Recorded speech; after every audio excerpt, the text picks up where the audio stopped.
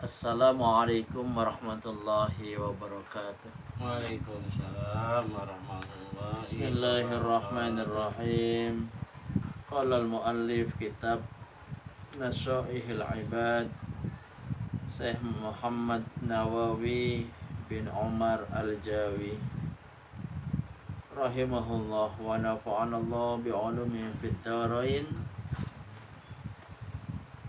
Ila anqal al-maqalah bab 5 al-khumasi. Bab 5 al-khumasi. Apa 5? Al-maqalatul hadiyatu wal ashrun. Inilah makalah yang ke-21. Allah telah berkata, siapa Muhammad bin Ad-Dawri. Sambil minum. Telah berkata Muhammad bin Ad-Dawri rahimahullah, semoga Allah merahmatinya, syaqa iblis biqamsati asya. Iblis itu celaka karena 5 perkara. Iblis celaka. Karena apa iblis celaka? Karena 5 perkara. Yang pertama, lam yukirru bidzambi walam yandam walam yalum nafsahu walam ya'jam ala taubat. Yaitu pertama, iblis itu tidak mengakui dosanya. Lam yukirru dzamba bidzambi. Enggak mau ngaku kalau dia punya dosa. Walam yandam, dan enggak nyesel. Walam yalum nafsahu, dan tidak mencela dirinya. Walam ya'zam ala taubati, dan tidak berniat untuk taubat. Gak niat taubat. Jadi ketika dulu, ya kalau begitu kamu akan aku masukkan ke neraka. Tapi dia minta andirni, tunggu, atau berikan kami kesempatan. Enggak minta, jangan ya Allah, jangan masukkan ke neraka, enggak. Tapi dia, beri aku kesempatan, tunggu aku jangan mati dulu, beri aku kesempatan untuk menggoda anak cucu Adam. Kita tahu. Kita. Kemudian wa qanata mir rahmatillah, dan berputus asa dari rahmat Allah. Jadi kita kalau berputus asa dari rahmat Allah, ya nggak bisa ngapa-ngapain. Wa sa'ida Adam bi khamsati asya, dan beruntung. Wa sa'ida, beruntung atau berbahagia, siapa Adamu, anak Adam. Nabi Adam, iblis itu celaka, Nabi Adam itu berbahagia. Bi khamsati asya, Nabi Adam berbahagia dengan 5 perkara. Kalau iblis celaka dengan 5 perkara, Nabi Adam Nabi Adam bahagia dengan 5 perkara. Kebalikannya. Aqarra bidzambi, Nabi Adam itu mengakui kesalahannya.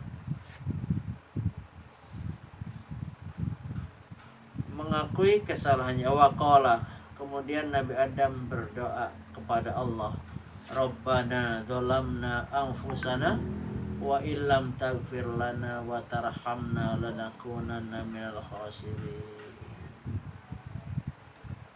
Setan enggak mau doa, tapi Nabi Adam mengakui kesalahan. Wa qala, dan berkata, jadi itu istighfarnya Nabi Adam kayak gitu. Baca apa? Rabbana dzalamna anfusana wa illam taghfir lana wa tarhamna lanakunanna minal khasirin. Rabbana ya Rabbana masjid. Tolamna anfusana wa Ilang takbirlah lanakunanna minal khasirin. Kita sering baca tapi nggak tahu bahwa itu dari doanya Nabi Adam. Wa an Aisyah radhiyallahu anha, dan diriwayatkan dari Aisyah, Sayyidah Aisyah radhiyallahu anha, innal abda, sesungguhnya seorang hamba, idza tarafa bi dzambihi, apabila dia mengaku kesalahannya, summa taba, kemudian dia bertaubat, taballahu alaihi, maka Allah menerima taubatnya. Rawahu Syekhani, diriwayatkan oleh Syekh Bukhari dan Muslim. Wa nadima alaihi, dan menyesal alaihi, atas dosanya. Wa an Abdullah ibni Mas'ud, dan dari Sayyidina Abdullah ibni Mas'ud radhiyallahu anhu qala, berkata, qala Nabi, bersabda Nabi sallallahu alaihi wasallam, man akhta'a khati'atan wa adznaba dzamban summa nadima fa huwa kafaratuhu. Barang siapa bertaubat atas kesalahan, nah barang siapa melakukan kesalahan, man akhta'a khati'atan wa adznaba dzamban, dan melakukan dosa, summata nadima, kemudian dia menyesal atas perbuatannya, wa huwa kafaratuhu, maka penyesalan itu adalah penghapusnya. Nyesel aja udah dihapus. Nyesel belum, astagfirullah, kenapa? Makanya di bulan Hijrah adalah bulan perpisahan, bulan berpindah dari maksiat-maksiat yang tadinya kita sering maksiat mulut, yang sering ngomong, akhirnya kudu banyak diam. Mata, telinga, harus banyak tobatnya. Rawahul Baihaqi, ini hadis diriwayatkan oleh Imam Al-Baihaqi. Wa alaikum bi khamsi hisalin, dan hendaknya kalian itu melakukan 5 hal. U'budullaha biqadri hajatikum ilaihi, beribadahlah kepada Allah, sembahlah Allah sebanyak apa yang kamu butuhkan darinya. Kalau lagi butuh kepada Allah, sembah. Ya ini lagi nggak butuh, nggak nyembah. Ya orang nggak butuh, ya nggak nyembah. Wa khudhu minad dunya biqadri umrikum fiha, dan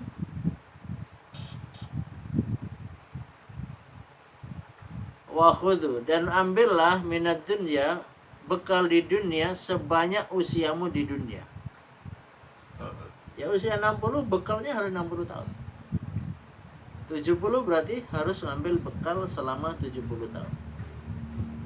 Wa adnibullaha biqadri taqatikum ala azabihi, dan berbuatlah dosa kalian kepada Allah sejauh kamu mampu menanggung siksanya. Kalau masih siap di sini, maka ayo lanjutkan. Kalau ada orang mau makan tanah, silahkan. Kalau kuat nerima, makan tanah tetangga. Wa tazawwadu fid dunya biqadri muksikum, dan tazawwadu, berbekalah kalian di dunia biqadri muksikum fil qabri, sebanyak usiamu fil qabri, di dalam kuburan. Jadi mengambil bekal di dunia sebanyak kamu berada nanti di kuburan. Berapa lama? Kira-kira bekalnya cukup nggak? Kita berapa lama di kuburan? Yang pasti lebih lama daripada di dunia. Di dunia aja harus bekal, apalagi untuk kubur kita. Wa'lamu, dan ketahuilah, wa'malu, dan berbuatlah, lil jannati untuk surgamu biqadri ma turiduna fiha al maqamah, senilai kedudukan surga yang kamu kehendaki. Jadi kita mau di surga kayak apa maunya di surga? Mau surga yang mana? Nah, ini adalah Sayyidina Sakik Al-Balakhi yang menyatakan itu. Sayyidina Sakik ini adalah seorang ulama, ahli juhud, dan tokoh sufi. Beliau termasuk tilmid Imam Ja'far As-Siddiq. Beliau juga berhubungan dengan Ibrahim bin Adham, ulama pada zaman itu. Maka di antara murid-muridnya adalah Hatim Al-Asam. Masih ingat cerita Hatim Al-Asam? Seseorang ulama yang ketika ada seorang ibu datang ke rumah beliau, kemudian mau curhat apa gitu, tahu-tahu ibu-ibu kentut. Ibu-ibu kentut. Karena kentut takut malu-malukan, akhirnya ini ulama aib gitu ya, kalau ketahuan oleh imam. Akhirnya si imam itu pura-pura nggak dengar. Kenapa bu? Ngomong apa bu? Kencengin. Ternyata demi menjaga nama baik daripada si ibu itu biar nggak malu, akhirnya pura-pura. Makanya disebut dengan Al-Asam, Hatim Al-Asam. Nah, beliau mengatakan, siapa yang mengatakan tadi? Sakik Al-Balakhi mengatakan bahwa tawakal bukan berarti meninggalkan dunia, tetapi menyerahkan hasilnya kepada Allah. Ikhtiar dulu, kerja dulu, hasilnya tergantung Allah. Makanya qanaah penting. Qanaah menerima takdir Allah, khairihi wa syarrihi minallah, baik buruknya dari Allah. Kemudian beliau juga mengatakan bahwa orang yang cerdas adalah orang yang banyak mengingat kematian. Al-Qayyisu, yang disebut orang cerdas adalah orang yang banyak mengingat kematian dan mempersiapkan bekal untuk akhirat.